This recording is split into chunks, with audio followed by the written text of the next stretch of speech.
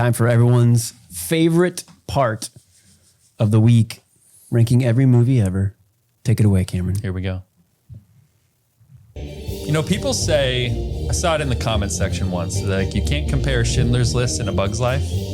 Oh, wow. I never thought about that. I took that personally. Every movie can be compared. Wow. So every week, this is a growing list. So earlier we released a video where I made the first 10 movies and then, or maybe 11 movies.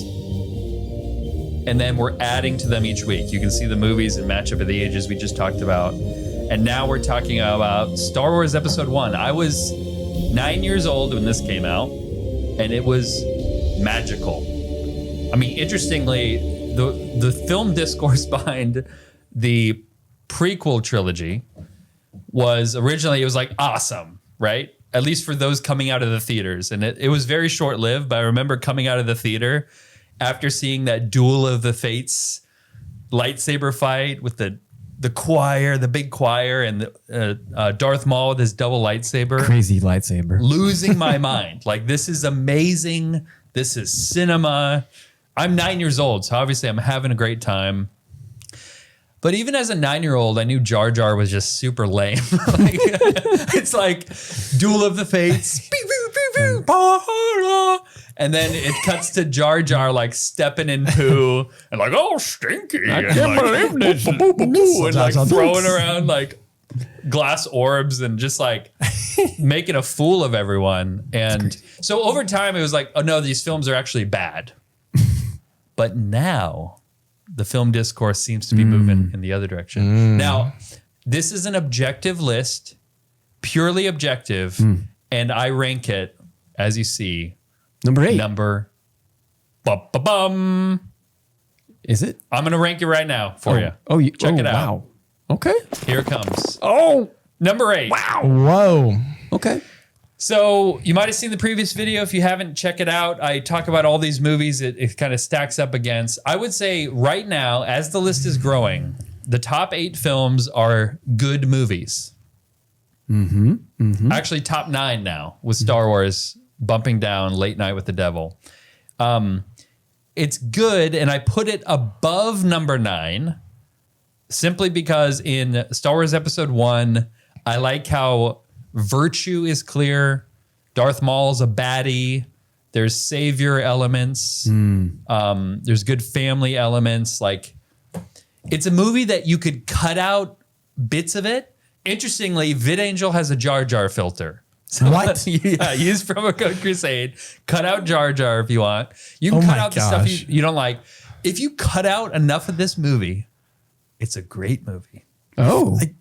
I feel like... All right, yeah. Oh, wait, we're not... You will get your opinion. Right now, it's objective I'm facts. just very curious about the Jar Jar list cut, which I get, but... The anyway. reason I could not put it above Greatest Showman is because Greatest Showman is ultimately more coherent. Like, you kind of need every scene. You can cut out stuff, but it's like, as a whole, it's just, they both, praise virtue, and there's good and bad outcomes depending on, choices. But I obviously could not put it above Greatest Showman. Now, when we have 100 films on the list, Sure. maybe Star Wars Episode 1 is not in the top 10, but as of now, Star Wars Episode 1, the number 8 greatest film of all time. Tony, what do you think? Cool. I say we've got 14 on the list. Okay. So you were 9. I was 64 when that movie came out. You're like Benjamin Button. I was 1. Wow. Well, here we go. Star Wars Episode 1. There I you go. remember as a man saying Darth Maul is freaking me out. Like, just that face. It's He had to scary. be stopped. And Yeah. so the face and then the double lightsaber, I Duel of the Face. was Duel of the Face. just blown away. I thought it was and obviously I've seen all the Star Wars. I saw them before you were born. Not Okay. really. If this one was you were 9. So you agree with me?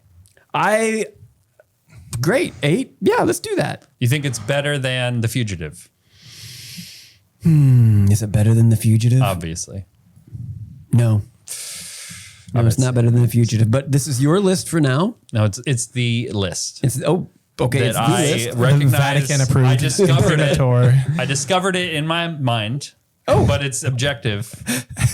It's definitive. Oh, it's in your mind and And it definitive. can change.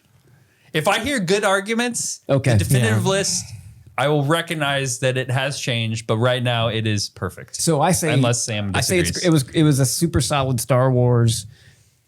Yes, Sam, what do you say? I come very close. I would put it above Greatest Showman. But I have to confess, it's because I don't like Greatest Showman. Okay. I'd also put Soul below it. Oh, But I also put Soul way lower. Oh, we haven't even talked about Soul. But I have to say that like I would put it above Greatest Showman, but also I don't think Soul's a better movie. Okay, back So- to Star Wars Episode my 1. I'm going gosh. to bring us back. You're While busting my chops over here. Cameron's having an epileptic fit. Tell me more about Star Wars Episode 1. Why do you like it so much? It's not. Why, even- why do you think it's the number one I movie don't. of all It's time? not because I like it so much. It's just that I like it better than Okay. the other movies. Give me reasons. Why is it better than The Greatest Showman? I enjoy it much better. Tell me why. I want to know why. It's Star Wars at the end of the day is myth. And when I've watched the Star Wars movies, I feel like I get transported, even when they're some of the lesser ones, like episodes 1 and 2. I get transported into the galaxy far, far away with the characters and the history of it all. Okay. And yeah, I mean, maybe I'm biased from my generation. I do think the movie loses a lot of steam in the second act, even though the pod race is great.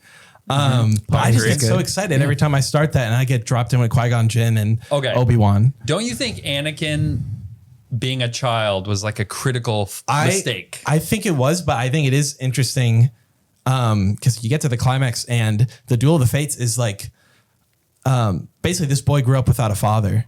And the Duel of the Fates, that battle is a battle for whether or not he will have a father or not. Because losing Qui-Gon is the whole reason he becomes Darth Vader, because he ends up, who does he take as a father figure? Palpatine. Right. So that whole battle is significant because then Obi-Wan takes over, and Obi-Wan's just a brother, not a father.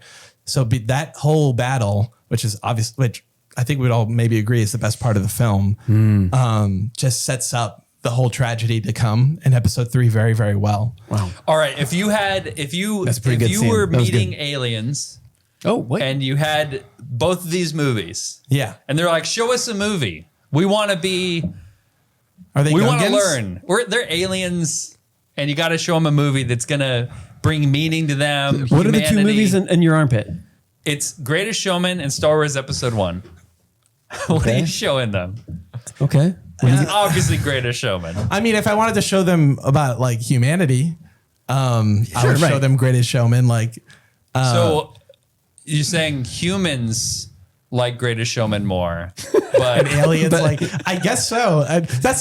Here's the thing. I'm I not agree with you. particularly passionate about episode 1. Okay. The only thing is I am, we want to focus on episode 1 here. But have you seen? That was a good Yeah, breakdown. we'll rank them all because it's ranking every movie ever. Yep. Have you seen because you watched the behind the scenes, the casting of Anakin as a boy? Yeah. So there was another actor who they didn't cast who delivered the lines so well. Oh, I'm sure he did. Do you remember that when he was delivering lines? I'm sure I've seen the clip. I could not and then the remember it guy, now. unfortunately, And George Lucas was like, I wish well on the boy and the young man or man now. Maybe he's older than you. I don't know how time works. Probably not.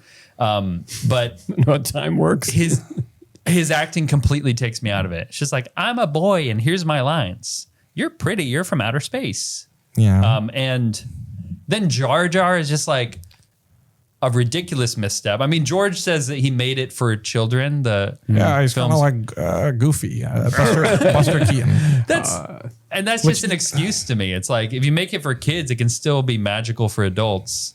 So I'm transported like you, but I'm oftentimes taken back to earth just because of the ridiculousness. Yeah. Greatest Showman. I love musicals that are, well, they have to have good music, but in every film you suspend your disbelief, and in a musical you're like, hey, they sing what they're feeling. That's fine. Once you get past that, it's a good genre to learn about humanity and the meanings of things. And I mean, The Greatest Showman is all about family first in the midst of all the pressures of fame and fortune and all the world throws at you. And like, as a theme, that is so much stronger than Christianity Light, which is the Force and the Savior and all that. So that's why I think it's better. Fair. Why did you pick Star Wars Episode 1? Why did you pick that? Why did I pick what? Why did you pick Star Wars Episode 1? Because all the youngsters are talking about it. It's good for debating. Yeah. Yeah, totally. the And youngsters. it's one of the movies that exists. That's true. We do have to start somewhere. Oh, I know. It's like you throw a dart at a dartboard of a trillion movies, Right. and you got to talk about one. If we can do a wide shot, I want to make sure that everybody knows about that over Sam's shoulder is a movie poster. And it is a movie poster from Man for All Seasons. A great movie about St. Thomas More. And in that wide shot, you probably can't see it. Maybe there's a glare, but it's of Orson Welles as a cardinal, and he's very large. So when we talk about Fat Cardinal, that's what we're talking about. Fat Cardinal. So Fat old Cardinal Wolsey. Right. So Fat Cardinal will sometimes get to vote. Sometimes we'll ask Fat Cardinal what he thinks. Especially about the king's marriage. King Henry VIII in particular. Yeah. And so I just want you guys to know that I'm going to talk about Fat Cardinal. He's watching over us. He is watching over us, and he's staring at things. So What would you say about it being above The Fugitive? Because you kind of downplayed Fugitive earlier. Yeah, I would put it above The Fugitive. Just And The Big Sleep. Look at that. Yeah, and the Big Sleep. That's Yes. That's ridiculous, actually. The Big Sleep is better than Star Wars Episode 1 because Star Wars Episode 1, first of all, it's that lame, let's do the prequel. Look, if you're going to make 7 movies, put them in order. Think it through, George. He did think it through. Well, he didn't talk to me about this. When I was a kid. In fact, that was one of my points that I thought about putting here, which is that the original trilogy or the prequel trilogy had a plan, and that was at least it was a bold, laudable, creative, groundbreaking vision. Now, here's something against Episode 1, which is why again it needs to be under Greatest Showman, is the midichlorian nonsense, which is turning the Force into biology. So it takes all the magic out of it. It's like you're either born with red hair or black hair. What do you say to that? I don't know. It's weird. As a kid, that like just made sense to me. And I just kind of like accepted that as part of the lore. And then growing up, I understand the controversy around midichlorians, and that it kind of makes you less special. Like, and it makes like Luke, when you think about Luke, it makes him less special. And then it's interesting because the sequels do kind of revert back to anyone can have the Force. Sure. But almost to an extreme degree where you're like, wait, really? Anybody can just be a Jedi super quick? So kind of in the other extreme. Yeah. So I think I'm somewhere in the middle on that. Do you know he was going to do I think it was his sequel trilogy. Yeah. In the world of midichlorians. Yeah, it was going to be like the microscopic world of midichlorians, basically. Like totally insane. Yeah. I appreciate his vision, but I think in Episode 1, it obviously just didn't need to be explained. I would agree with that. Yeah. Yeah, it's not magical anymore. Jar Jar is ridiculous, but I think it has a lot of value. I mean, the lightsaber fights, the choreography got amazing. There was amazing music to the fight. Yeah. Yes. That was amazing. And it was basically, amazing. all the prequels, actually every single Star Wars film, 5, 6, 1, 2, and 3 are all independent films that he financed. Wow. They are not studio films. I didn't which know is that. another reason I admire them so much. Ooh, That's a great. good fun fact, Sam. Yeah. No wonder we asked him to come on this program. That was great. Why do you think The Fugitive's better than Star Wars Episode 1? You have 30 seconds. Well, first of all, the beard was amazing in the beginning, Oh, that's a good point. and he wanted to It's got Han Solo. He wanted to be faster, so he shaved the beard. Okay, and Okay, then Qui-Gon Jinn's beard, though. And he's got the ponytail. Well, actually, maybe that's a point against him. That's true. Whatever he's got going on. There's the beard, but then the Padawan braid on ponytail. Ewan Kinda McGregor. brings it out. Yeah. but he is Han. And That is the definitive ranking. it is. And thank you, Cameron, for ranking every movie ever. You're welcome. It's just a service I provide. And I love it. And that's why we're going to keep doing it.